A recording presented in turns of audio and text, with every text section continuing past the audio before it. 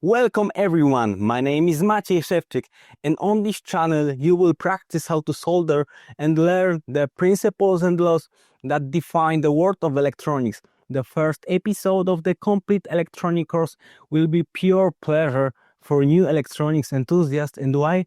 Because I know that most electronics enthusiasts love working with a soldering iron. For some of us, buying a new soldering iron brings the same feelings as buying a new car. To begin the first lesson, we need to learn how to solder. So today you will learn this new skill. I will show you how to operate all the equipment, this cost, what is used, where and why, how to select temperatures and tips, and talk about safety during soldering.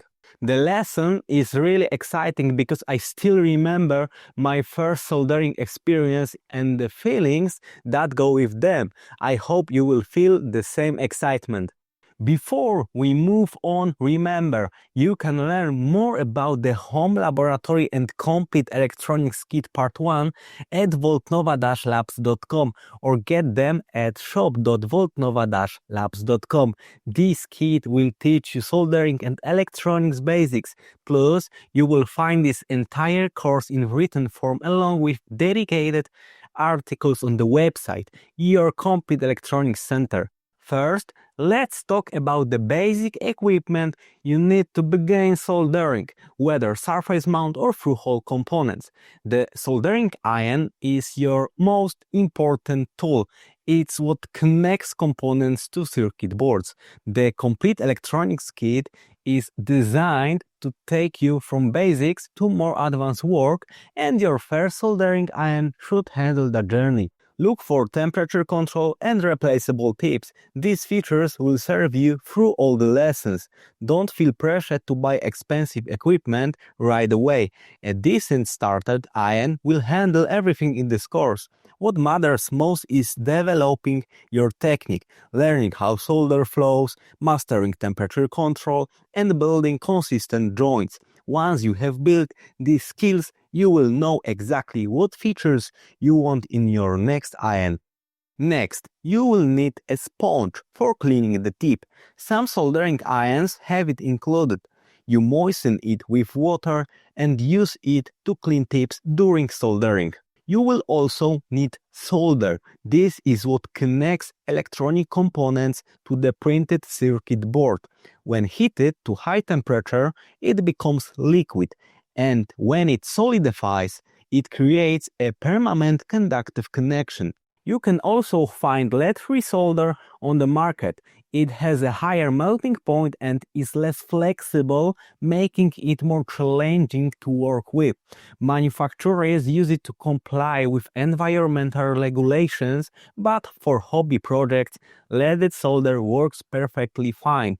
Here's an interesting fact: leaded solder is still just in the military, medical, and space sectors. Flex is another essential tool. When soldering electronic circuit, flex enables reliable connections between components and PCB pads. It prevents cold solder joints, which I will explain shortly, and helps solder flow smoothly, resulting in professional-looking joints. I recommend flex in syringes.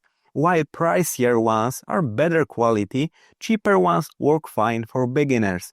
They are greasier and leave more residue, but it cleans off easily. Since I mentioned cleaning, it's worth having isopropyl alcohol for this purpose. To complete your basic kit, you will need side cutters for removing excess component leads, the soldering pump for removing solder, copper braid also for desoldering, and tweezers, mainly for surface mount soldering, but worth having from the start. These tools are enough for a beginning electronics enthusiast to set up their workshop. Cold solder joints are failed connections where the solder hasn't properly melted and bonded to the surfaces. They are an electronics enthusiast nightmare, rare but problematic. They occur when solder doesn't get hot enough to properly bond with the components and PCB. Instead, the solder just sits on top rather than flowing into the joint, creating a weak mechanical connection with poor electrical conductivity. These unreliable joints are a common cause of circuit failures. A PCB, or printed circuit board, is the backbone of every electronic device around you. These boards contain all the connections between components, ensuring everything works together. I actually designed these boards professionally. While they come in different colors, the kit uses black, but green is most common. They all serve the same purpose, acting as highways for electricity. We will be learning both surface mount and through-hole soldering techniques. Today we are focusing on through-hole components, THT. These are inserted through the PCB and soldered on the opposite side. SMD, surface mount, components solder directly to the PCB surface as shown here. Your kit includes practice pads for when tackle SMD soldering later. Now for what you have been waiting for, we are hitting the workshop to put theory into practice. We will cover equipment, safety, and then the moment of truth.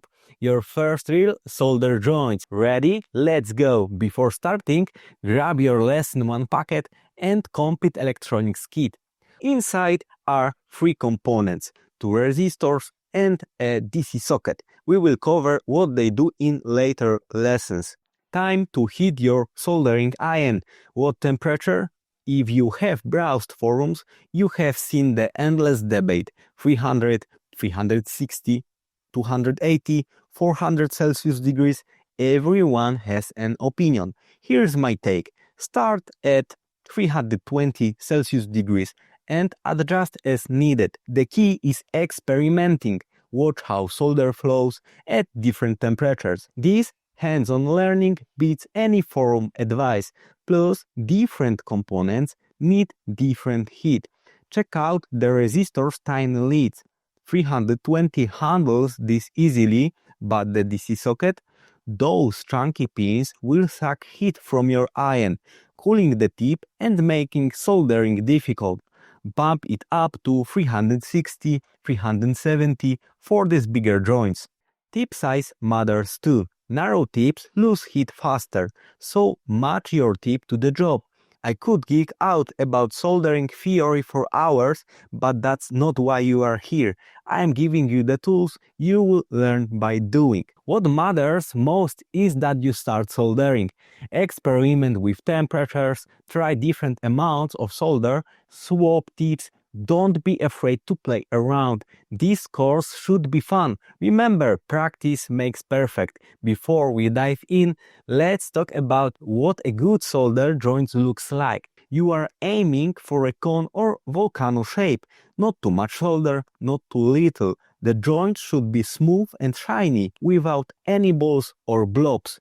Most importantly, use just enough solder to make the connection without bridging to adjacent pads. Quick safety briefing, and please take this seriously. That iron tape is hot enough to cause nasty burns on contact. Keep track of where the hot parts are at all times. Also, freshly soldered components stay hot for a while. Patience prevents burns. Equally important, ventilation. Flex and solder fumes can irritate your lungs and aren't healthy to inhale. Work in a well-ventilated space, use a fan or open a window. Alright, enough theory, let's get our hands dirty. Soldering breaks down into 5 steps. Each joint should take only a few seconds. Insert. Push the component leads through the PCB holes, flex, dab a small amount on the joint area, heat, touch your iron to both the lead and pad at the same time, solder, feed solder into the joint and let it flow 3-4 seconds, and clean. Trim excess leads, clean residue with isopropyl alcohol and wipe your tip. Don't stress about cleaning after each joint. Get all your soldering done, Then do one big clean-up session. Just remember to check your joints when you are done. Let's talk a bit about flex. Some people argue it's unnecessarily since solder already contains flex. Technically true for THT components on the first try, but if you need to rework a joint, extra flex becomes essential. Here's my take. Use it liberally, especially while learning. Extra flex makes everything easier. It helps solder flow smoothly and creates professional-looking joints. The only downside is cleanup, which you should do anyway. Let's start with our first resistor. Insert it through the PCB and follow the process. Flex, heat, solder, hold a few seconds, done.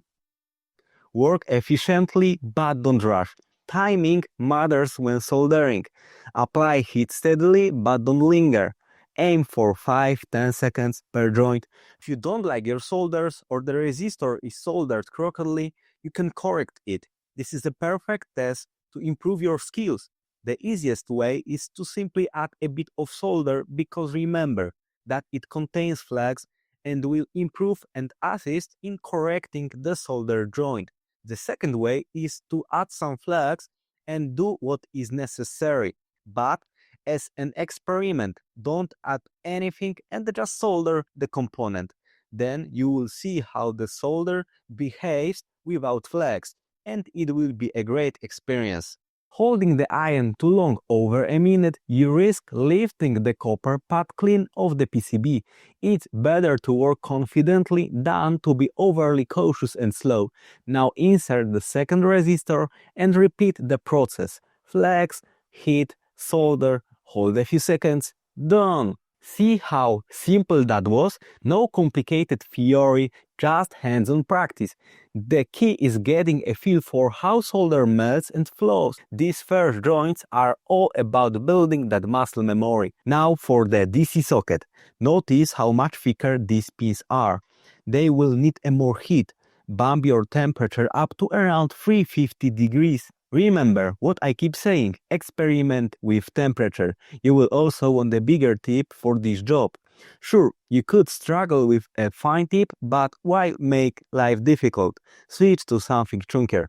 The process stays the same. Insert, flex, heat, solder, hold, done. Just give it a bit more time to heat properly. Congratulations on your first solder joints. You have just taken a major step in your electronics journey. I bet you are already eager to solder more and explore what's next. Next lesson, we will tackle the multimeter and explore Ohm law, the fundamental principle of electronics. Soldering really isn't that intimidating, is it? It just takes practice and enthusiasm. Don't forget to visit voltnova-labs.com for your home laboratory kit plus written version of these tutorials and additional technical articles. It is your complete electronics resource center. See you in the next lesson. Bye!